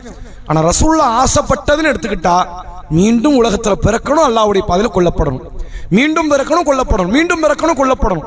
கொல்லப்படுவதையே ஒரு இலக்காக வைத்து, அது பலமுறை கொல்லப்படுவதை இலக்காக வைத்து ரசூலுல்லாஹ் அல்லாஹ்விடத்தில் அதை எதிர்பார்த்தார்கள் என்ற நிலையை நம்ம பார்க்க முடியுது. ஆனா இறைவன் அந்த பாக்கியத்தை ரசூலுல்லாஹ் கொடுக்கல. இந்த பாக்கியம் பெற்றவர்கள் அங்க மறுமை அந்த அர்ஷுக்கு கீழே இருந்து கொண்டு கேட்பார்களாம், யா அல்லாஹ் மறுபடியும் இந்த உலகத்தில் எங்களை அனுப்புறியா? நாங்க மீண்டும் போறோம், உன்னுடைய பாதையில சண்டையிடுகிறோம், யுத்தம் செய்கிறோம், கொல்லப்படுகிறோம், அந்த பாக்கியத்தை தா. அப்ப அல்லாஹ் மறுத்துருவான். அல்லாஹ் என்ன செய்வான்? அதை மறுத்து விடுவான். இல்ல கிடையாது, எல்லாருக்கும் ஒரு வாழ்க்கை தான், ஒரு ஹயாத்து தான், ஒரு வஃபாத்து தான், முடிஞ்சிருச்சு. வஃபாத் ஆயிட்டே இல்ல, கணக்கெல்லாம் முடிஞ்சிருச்சு. மறுமையில உங்களுக்கு சொர்க்கம் இருக்கு. ஆனால் மீண்டும் இதே பாக்கியத்தை உலகத்தில் பெறலான நான் நபிமார்களுக்கு அந்த பாக்கியத்தை கொடுக்கல. அதான் உண்மை. எந்த நல்லோருக்கும் கொடுக்கல. உங்களுக்கு எப்படி நான் தருவேன்? தரமாட்டேன் அப்படின்னு அல்லாஹ் மறுத்துறான். இதை எதுக்கு நம்ம நினைவுபடுத்துறோம்னா, நம்ம வாழ்றது ஒரு வாழ்க்கை தான், அப்படிதானே? நம்ம மௌத்தாக போறது ஒரு மௌத்து தான், ஒரு முறை தான் மௌத்தாகிறோம்னா அது ஏன் அந்த மௌத்தா இருந்துடக்கூடாது? இதை நம்ம எல்லாருமே உள்ளத்துல தாங்கி நிறுத்தணும். யா அல்லாஹ் உன் பாதையில கொல்லப்படணும். அல்லாஹ்வுடைய பாதையில கொல்லப்படுவது என்றால், நான் மீண்டும் நினைவுபடுத்துகிறேன், ஒரு திருட்டு பய வரான் வீட்டுக்குள்ள, நம்முடைய பொருளாதாரத்தை களவாடுவதற்கு எண்ணுகிறான். களவாட எண்ணும் போது பணத்தை பொருளை கொடுத்துறாத. ரசூலுல்லாஹ் சொன்னாங்க, மன் குத்தில தூன மாலிகி ஃபஹுவ ஷஹீர். தன்னுடைய பணத்தை பாதுகாப்பதற்காக ஒருவன் கொல்லப்பட்டால் அவன் அல்லாஹ்வின் பாதையில் கொல்லப்பட்டவன் ஆவான். மன் குத்தில தூன அகலிகி ஃபஹுவ ஷஹீர். தன் குடும்பத்தை காப்பாற்ற ஒருவன் கொல்லப்பட்டால், குடும்பத்தை அபகரிக்கிறாங்க, குடும்ப பெண்களை ஒருத்தன் பலவந்தப்படுத்துறான், பல வகையில பாதிப்பை ஏற்படுத்துறான், அங்க இந்த இடத்துல நீ சண்டையிடும் போது நீ கொல்லப்படுற அப்படின்னா ரசூலுல்லாஹ் கொல்லுன்னு எதை சொல்றாங்க? நீ கொல்லப்படுறதை தான் எவராங்க. ஏதோ பெரிய தீவிரவாதத்தை பரப்புவது அல்ல, இங்க முழுக்க முழுக்க நீ சாகணுங்கிறத மார்க்கம் போதிக்கிறது தவிர அடுத்தவன சாகடிங்கிற போதிக்கிறது இல்ல. நீ சண்டையிடு, அதுல நீ பயப்படாம நில்லு, நீ கொல்லப்பட்டாலும் பரவாயில்ல. ஏன்? அல்லாஹ் உனக்கு ஷஹீத் என்கிற அந்தஸ்தை தருவான் என்று அல்லாஹ்வுடைய தூதர் அவர்கள் சொன்னார்கள். இந்த ஷஹீதுங்கிறது உண்மையிலே கிடைக்காத ஒரு காண கிடைக்காத ஒரு பொருள் தான். அதனால தான் ரசூலுல்லாஹ் இதை ஒரு 5 வகையா பிரிக்கிறாங்க. அல்லாஹ்வுடைய பாதையில கொல்லப்படுவது மட்டுமல்ல ஷஹீத், வேறு சில காரியங்களில் இந்த பாக்கியங்களை நீங்கள் பெற்றுக்கொள்ளலாம். வயிற்றுப்போக்கால் யார் மரணிக்கிறார்களோ அவர்களும் ஷஹீது தான். கொள்ளை நோய், ஊர்ல ஒரு காய்ச்சல், ஒரு நோய் ஒன்று பரவி அதனால மக்கள் திடீர் என்று எதிர்பாராத விதமாக மரணிப்பார்களே, ஆனால் அவர்களும் ஷஹீது தான். நீரிலே மூழ்கி யார் மரணிக்கிறார்களோ அவர்களும் ஷஹீது தான். கட்டிட இடர்பாடுகளுக்கு மத்தியில் சிக்குண்டு யார் மரணிக்கிறார்களோ அவர்களும் ஷஹீது. 4 பேர் ஆச்சா, 5வது அல்லாஹ்வுடைய பாதை. அப்ப யாரெல்லாம் யார் வயிற்றுப்போக்கால் மரணிக்கிறார்களோ, யார் கொள்ளை நோயால் அதாவது பரவக்கூடிய நோய்களால் மரணிக்கிறார்களோ, தண்ணீரில் மூழ்கி மரணிக்கிறார்களோ, இடிபாடுகளுக்கு மத்தியிலே மரணிக்கிறார்களோ, அல்லாஹ்வுடைய பாதையில் மரணிக்கிறார்களோ, இந்த 5 பேர் ஷஹீத் என்கிற அந்தஸ்தை அடைகிறார்கள் அப்படின்னு சொல்லி இது அல்லாஹ் இந்த உம்மத்துக்கு கொடுத்த ஒரு பாக்கியம், பெருங்கொண்ட பாக்கியம். அப்ப இந்த மரணத்தை எதிர்பார்க்கணும்னு மார்க்கம் சொல்லல, வந்தா சகிச்சுக்கங்க. ஏன்னா இதெல்லாம் பெருங்கொண்ட ஒரு வேதனை, நம்ம எதிர்பார்க்கவே முடியாது. இப்ப தண்ணியில மூழ்கி ஒருத்தர் மௌத்தாரான் அவன் நினைச்சு கூட பார்த்துக்க மாட்டான். குளிக்க போற அந்த 5 நிமிஷம் வரைக்கும் அவனுக்கு தெரியாது நம்ம சாக போறோம். அவன் கடைசி மூச்சு விடுறானே, அப்ப கூட நம்மளை எவனா காப்பாத்திடுவானுங்கிற எண்ணம் கூட இவனுக்கு இருக்கும். எதிர்பாராத ஒரு திடீர் மரணம், அந்த இடிபாடுகள் அல்லது கொள்ளை நோய், இதெல்லாம் நம்ம எதிர்பார்க்க முடியாது. அப்ப அல்லாஹ் இதுல அந்த அந்தஸ்தை வைத்திருக்கிறான் என்று அல்லாஹ்வுடைய ரசூல் அவர்கள் சொல்கிறார்கள். அப்ப நம்ம எல்லாருமே இறைவா எனக்கு அது மாதிரியான ஒரு மரணத்தை கொடுக்க வேண்டும் அப்படிங்கிறத அல்லாஹ்ட்ட நம்மளும் பிரார்த்திக்கிற இடத்துல, ஷஹீத் என்கிற அந்தஸ்தை எதிர்பார்க்கிற இடத்துல நம்ம இருக்கோம். அதுக்கு முதன்மையாக எது அவசியம்னு கேட்டா, இறைவனினுடைய பாதையில் பொருளாதாரத்தால், உயிரால் சண்டையிடுகிற, யுத்தம் புரிகிற, போராடுகிற ஒரு மனப்பான்மை நாம் வளர்த்துக் கொள்வோமே ஆனால் கட்டாயம் அந்த அந்தஸ்தை நாம் இலகுவாகவே பெற்றுக்கொள்ளலாம், கண்டிப்பாக கிடைக்கும். இதுல கூடுதலாக இன்னொரு செய்தி ரசூலுல்லாஹ் சொன்னாங்க. இதெல்லாம் நமக்கு கிடைச்ச ஒரு பெரிய ஆத்ம திருப்தியான ஒரு வார்த்தை. உண்மையிலே அமல்கள்ல சில அமல ரசூலுல்லாஹ் உச்சபட்சமா சொல்லுவாங்க, பலகீனமான மக்களாகி நம்மளால அதை எட்டி பறிக்க முடியாது, அப்படிதானே? இப்ப ரசூலுல்லாஹ் பத்ர் காலத்துக்கு கூட்டு போனாங்க, சஹாபாக்களே பல பேருக்கு அந்த பாக்கியம் கிடைக்கல. இன்னும் சொல்ல போனா உஸ்மான் ரலியல்லாஹு அன்ஹு கிடைக்கல. பத்ர் காலத்துல பாக்கியம் யாரு கிடைக்கல? கலீஃபா, 3வது கலீஃபாவாக இருக்கிற உஸ்மான், அல்லாஹ்வுடைய ரசூலால் சொர்க்கத்திற்கு நற்செய்தி சொல்லப்பட்ட உஸ்மானுக்கு அந்த பாக்கியம் கிடைக்கல. பத்ர் களம் எவ்வளவு பெரிய பாக்கியம் தெரியுமா? யார் அந்த களத்துக்குள்ள என்ட்ரி ஆயிட்டாங்களோ, நீ என்ன தவறுனாலும் செய்ய உன்னை நான் மன்னிக்கிறேங்கிறான். இதெல்லாம் பெருங்கொண்ட பாக்கியம். இது யாரு கிடைக்கல? உஸ்மான் ரலியல்லாஹு அவர்களுக்கு கிடைக்கல. அந்த மரத்துக்கு கீழே 1500 பேர் பையத்து செய்தார்கள். அவங்க எல்லாருடைய கை யார் கை மேல இருந்துச்சான்? குர்ஆன் சொல்லுது அல்லாஹ்வுடைய கையில. அந்த பாக்கியம் யாரு கிடைக்கல? உஸ்மான் ரலியல்லாஹு அவங்களுக்கு கிடைக்கல. ஏன்? ரெண்டுலயுமே அவங்க இல்ல. ஆனா அவங்க சொர்க்கவாசி தான், அவங்க ஷஹீத் தான், தனி. சில காரியங்கள் நபித்தோழர்களுக்கு கிடைக்கிற வாய்ப்பு இருந்த போது கூட கிடைக்காம போயிடுச்சு. ஏன் பத்ர் காலத்துக்கு உஸ்மான் ரலியல்லாஹு வரலன்னா, அவங்க மனைவி உடல்நிலை சரியில்லாத காரணத்தால் ரசூலுல்லாஹ் அனுமதி கொடுக்குறாங்க. முதல்ல அவங்க பத்ர் காலமே பிளான் பண்ணி போல, அது வியாபார கூட்டத்தில் தன்னுடைய பொருளாதாரத்தை எடுக்கிறதுக்கு ரசூலுல்லாஹ் போறாங்க. போன இடத்துல பத்ரா மாறிடுச்சு. அப்ப வர்றவங்க வரட்டும் ரசூலுல்லாஹ் சொல்லி அப்படி அனுமதி கொடுத்தா கூட்டு போனாங்க. கண்டிப்பா வரணும் கூட்டு போல, வர்றவங்க வாங்க. அப்ப உஸ்மான் ரலியல்லாஹு மனைவி உடல்நிலை சரியில்லாத காரணத்தால் நீங்க விடுபடுத்திக்க வேண்டாம், அடுத்த மாதிரி பாத்துக்கலாம் அப்படின்னு சொல்லிட்டு போயிட்டாங்க. இந்த பாக்கியம் சிலருக்கு கிடைக்காமல் போனதை பார்க்க முடிகிறது. அப்போ இந்த அல்லாஹ்வுடைய பாதையில யுத்தம் புரிவது, சண்டையிடுவது, போராடுவது, நாம் அதற்காக குரல் கொடுப்பது, அநியாயத்தை எதிர்த்து நிற்பது, அதிலே கொல்லப்படுவது என்பது மிகப்பெரிய பாக்கியம். பக்கத்தில் இருக்கிற சிலருக்கு கிடைக்கல, நமக்கு கிடைக்கலங்கிறது ஆச்சரியம் கிடையாது. ஆனால் ரசூலுல்லாஹ் எல்லா அமலையும் பெரிய அமல் சொல்லிட்டா அது ஒரு விதிவிலக்கு கொடுப்பாங்க. இவங்க கூட உள்ள நுழைஞ்சுக்கலாம். அதாவது சட்டத்துல ஓட்டம் வாங்கல, சட்டத்துல ஓட்டம் இருக்கும். அந்த சட்டத்துல ஓட்டையை பயன்படுத்தி என்ன செய்யலாம்? குற்றவாளிகள் தப்பித்துக் கொள்ளலாம். ரசூலுல்லாஹ்வுடைய மார்க்க நன்மைகளை பல இடத்துல ரசூலுல்லாஹ் ஓட்டையை சொல்லி தராங்க. இதெல்லாம் ஒரு குறுக்கு வழி, இந்த வழியா கூட அந்த நன்மை அடைஞ்சிடலாம். அப்படி ஷஹீதுடைய நன்மை கிடைப்பதற்கு ஒரு பாக்கியம் இருக்குங்கிறாங்க. நீங்கள் அல்லாஹ்வுடைய பாதையில கொல்லப்படாமலேயே, வயிற்றுப்போக்கு உங்களுக்கு அந்த வயிற்றுப்போக்கால் மரணம் வராமலேயே, கொள்ளை நோயால் மரணம் வராமலேயே, தண்ணீரில் மூழ்கி மரணிக்காமலேயே, இடர்பாடுகளில் சிக்கி மரணிக்காமலேயே, அல்லாஹ்வுடைய பாதையில போரிடாமலேயே ஷஹீத் அந்தஸ்தை பெறதுக்கு ஒரு பாக்கியம் இருக்கு அப்படின்னு ரசூலுல்லாஹ் ஒரு ஓட்டையை சொல்லி தராங்க. அது என்ன பாக்கியம்னா, யார் ஒருவர் தன் வாழ்நாளில் உளப்பூர்வமாக யா அல்லாஹ் உன்னுடைய பாதையில நான் கொல்லப்படணும், நான் அநியாயத்தை எதிர்த்து நிற்கணும், நியாயத்துக்கு துணை நிற்கணும், அநியாயக்காரர்களோடு சண்டை பிடிக்கணும், அவர்களால் நான் கொல்லப்படணும் என்பதை உளப்பூர்வமாக மன தூய்மையோடு யார் அல்லாஹ்விடத்தில் கோரிக்கையாக பிரார்த்தனையாக முன்னெடுத்து வைத்துக் கொண்டு வருகிறாரோ அவர் படுக்கையில மூத்தானாலும் ஷஹீத் அந்தஸ்து அல்லாஹ் தரான். இது பாக்கியம் தானே? எவ்வளவு பெரிய பாக்கியம். அப்ப யாருக்கெல்லாம் இந்த எண்ணம் இருக்குதோ அவங்களெல்லாம் அல்லாஹ் ஷஹீத் பட்டியல சேர்த்துக்கிட்டே இருக்கான். அப்படி ஒருவேளை இந்த ஷஹீதுடைய அந்தஸ்து ரசூலுல்லாஹ் கிடைச்சிருக்கலாம். அப்படி ஒருவேளை இந்த ஷஹீதுடைய அந்தஸ்து காலித் பின் வலீத் கிடைச்சிருக்கலாம். நம்ம முடிவு சொல்ல முடியாது, நம்ம சொல்லக்கூடிய இடத்துல இல்லை. ஆனால் வெளிப்படையில் மரணித்தவர்கள் பட்டியல அவங்க இல்லை. அல்லாஹ்விடத்தில் உள தூய்மையாக யார் அந்த பிரார்த்தனை முன்னெடுத்து வைக்கிறார்களோ அவர்கள் அனைவருக்குமே இந்த அந்தஸ்தை அல்லாஹ் தருகிறான். இதான் ரசூலுல்லாஹ் சொல்லி தந்தது. இப்படி ஒரு குறுக்கு வழி இருக்குது. இந்த குறுக்கு வழி எதுக்காக? போரிட போகாமலே துவா செஞ்சு வீட்டுல படுக்கிறது கிடையாது. அதுக்கு வாய்ப்பு கிடைக்காதவர்களுக்கு அல்லாஹ் இந்த நன்மை தரான். வாய்ப்பு ஒரு சிலருக்கு ஏற்படுத்துவான். அப்போ ஒருத்தவங்க கோழை ஆயிட்டாங்க நீங்க, அல்லாஹ் அவர்களை மிகப்பெரிய நரகத்திற்குரிய மக்களா அல்லாஹ் காட்டுறான். ரசூலுல்லாஹ் சொல்லி தராங்க, இஜ்தனிபு சபஅல் மூபிகாத், அழித்தொழிக்கக்கூடிய 7 பெரும்பாவங்களை விட்டு விலகிக் கொள்ளுங்கள். அதிலே ஒரு பாவம் என்ன தெரியுமா? யுத்த களத்தில் இருந்து புறமுதுகிட்டு ஓடுவது. மரணம் தான் வேணும்னு எதிர்பார்த்தாச்சு அல்லாட்ட, எப்ப கொடுத்தாலும் ரெடிங்கிறது. சில பேர்லாம் வந்து டிமாண்ட் வைப்பாங்க அல்லாட்ட, கோரிக்கை, எல்லாம் வீடு கட்டிக்கிட்டு இருக்கிறேன், பிள்ளைல கல்யாணம் இருக்குது, கடன் எல்லாம் கொஞ்சம் இருக்குது, இதெல்லாம் நான் முடிச்சிட்டு நான் கொஞ்சம் ரெடி ஆவேன், ரிலீஃப் ஆவேன். அப்ப நீ என்ன பண்ணு, உன் பாதையில என்னுடைய உயிரை நீ எடுத்துக்க. இது என்னதுன்னா, இது எல்லாரும் தான் சொல்லலாமே. 80 வயசுக்கு அப்புறம் எப்படியோ மௌத்தாக போறோம். சுகர் வந்து மௌத்தாக போறோம், பிரஷர் வந்து மௌத்தாக போறோம், கேன்சர் வந்து மௌத்தாக போறோம், ஏதோ வந்து மௌத்தாக போறோம். எதுலயே சாகர நம்ம இதில் சாகக்கூடாதா? இது எல்லாருக்கும் வரும் இந்த எண்ணம். இப்படி வர்றது அது கிடையாது. நீ இப்ப கூப்பிட்டாலும் இன்னைக்கு ரெடி. அந்த மரணம், அந்த மரணத்திற்குரிய அந்த சிந்தனையை எல்லோரும் உள்ளத்துல தாங்கியாதான் ரசூலுல்லாஹ் சொல்லி தருகிறார்கள். குன் ஃபி துன்யா கஅன்னக கரீப் அவ் ஆபிரு சபீல். உலகத்தில் நீ ஒரு வழிபோக்கனை போன்ற அந்நியனை போன்ற வாழ். எப்பனாலும் அழைப்பு வரலாம், அழைப்பு வந்தாலும் ஓடிடும் டக்குன்னு. இல்ல என்ன கூப்பிடாதே அல்லாஹ் அப்படின்னு இருக்கக்கூடாது. உடனே போகிற இடத்துல அந்த மனப்பான்மை வளர்த்துக் கொள்ள வேண்டும் என்பதைத்தான் நபி அவர்கள் நமக்கு சொல்லித் தருகிறார்கள். அப்ப இப்படி ஏராளமான நன்மைகள், அல்லாஹ்வுடைய பாதையில் சண்டையிடுவது, யுத்தம் புரிவதும், அல்லாஹ்வுடைய பாதையில கொல்லப்படுவதும் மிகப்பெரிய பாக்கியம். இந்த பாக்கியங்கள் எல்லாம் சிலர் சஹாபாக்கள்ல சிலர் கேட்டும் கிடைக்கல, சிலருக்கு எதிர்பார்க்கவே இல்லை, அவங்களுக்கு எல்லாம் கிடைச்சது. சுமையா ரதியல்லாஹு அன்ஹா அதை எதிர்பார்க்கல, அம்மார் ரதியல்லாஹு அவர்கள் எதிர்பார்க்கல. ரசூலுல்லாஹ் சொல்றாங்க, அம்மாருடைய தடையை தடவி கொடுத்து கொண்டு இந்த அம்மார் அநியாயக்காரர்களால் கொல்லப்படுவார்கள். அதே மாதிரி மாவியா ரதியல்லாஹு அவர்களுடைய படை வீரர்களால் அம்மார் ரதியல்லாஹு அவர்கள் அலி ரதியல்லாஹு ஆட்சி காலத்தில் கொல்லப்பட்டார். சிஃபின் யுத்தத்தில் பார்க்க முடிந்தது. அதுல இருந்தா புரிஞ்சுக்கிட்டாங்க. சில மக்கள்லாம் வந்து அம்மார் எந்த யுத்த களத்துல யார் படையில நிக்கிறாங்க அந்த படையில தான் போய் நிப்பாங்க.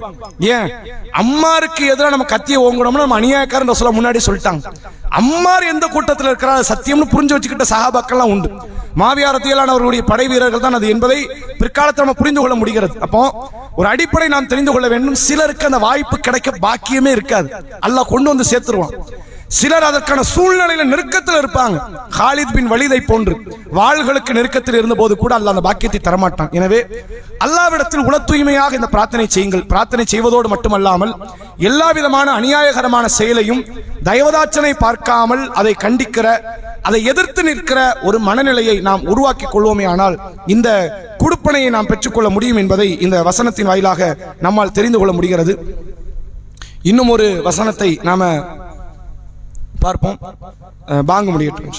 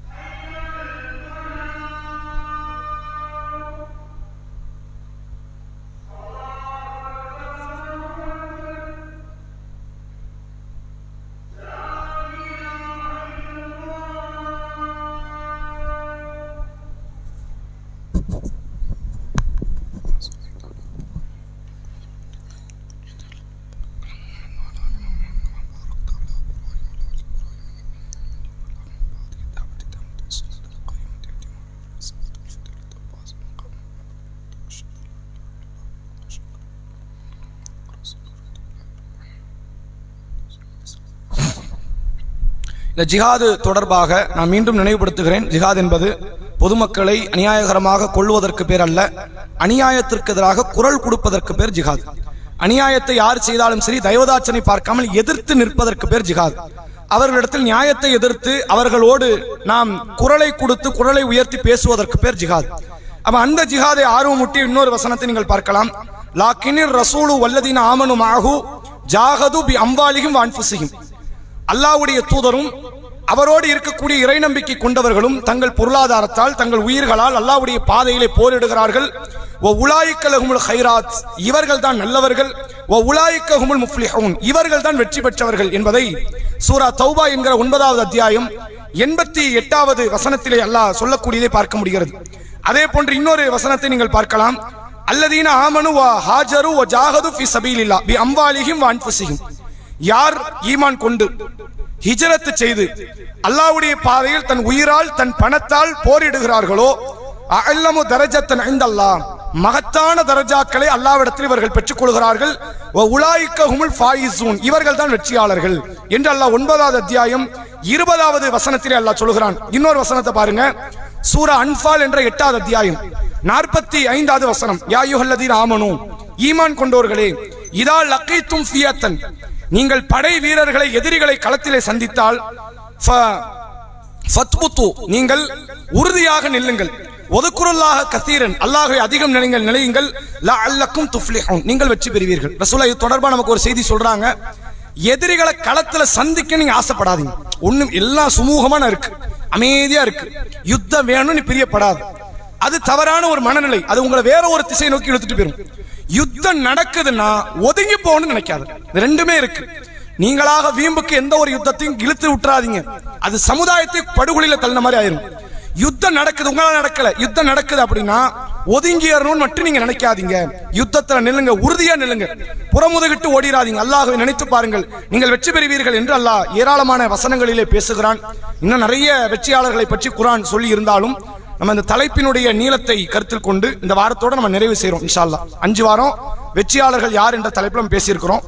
இப்போ பிப்ரவரி மாதம் ஆரம்பித்ததுல இருந்து ஒரு 4 வாரங்கள், ரமலானுக்கு இடையில 4 வாரங்கள் இன்ஷா அல்லாஹ் இருக்கும், வாய்ப்பு இருக்கு.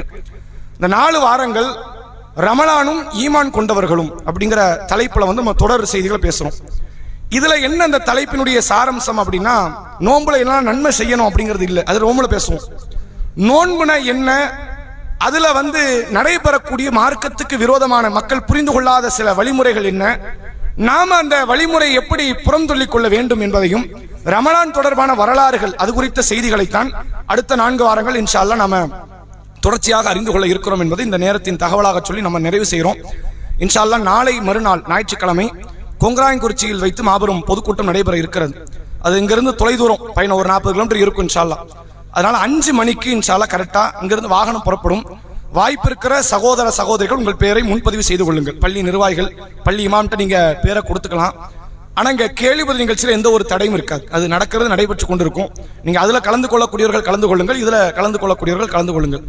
ஞாயிற்றுக்கிழமை காலையில் ஏரலில் வைத்து சரியாக அதாவது 9 மணி அளவில் கல்வி வழிகாட்டு நிகழ்ச்சி வென்று காட்டுவோம் என்ற ஒரு நிகழ்ச்சி நடத்துறாங்க. 10ஆம் வகுப்பு 12ஆம் வகுப்பு மாணவர்களுக்காக வேண்டி. அப்ப அதுல யாராவது உங்கள் பிள்ளைகளை நீங்கள் அனுப்பணும் அப்படிங்க பிரியப்பட்டீங்கன்னா 8:30 மணிக்கு பள்ளியில இருக்கணும் இன்ஷா அல்லாஹ். 8:30 மணிக்குங்கிறது நம்ம வாகனத்தை ஏற்பாடு பண்றோம். தாமதமாக வர்றவங்களை அழைச்சிட்டு போக முடியாத ஒரு சூழ்நிலை ஆயிரும். அதனால 8:30 மணிக்கு காலை உணவு முடிச்சுட்டு பள்ளிக்கு வர்ற மாதிரி இன்ஷா அல்லாஹ் நீங்க பாத்துக்கோங்க. நாளைய தினம் கேள்விங்க பதிலிங்க நிகழ்ச்சி சூரா ஆல் இம்ரானுடைய 3வது அத்தியாயம் 131 160 வரை 30 வசனங்கள் படித்து விட்டு வரும்போது நம்ம சொல்லியிருந்தோம். அதுல இருந்து கேள்வி பதில் நிகழ்ச்சி. நாளை மறுநாள் நேரடி கேள்வி பதில் நிகழ்ச்சி. அஸ்ஸலாமு அலைக்கும் வரஹ்மத்துல்லாஹி வபரகாத்துஹு.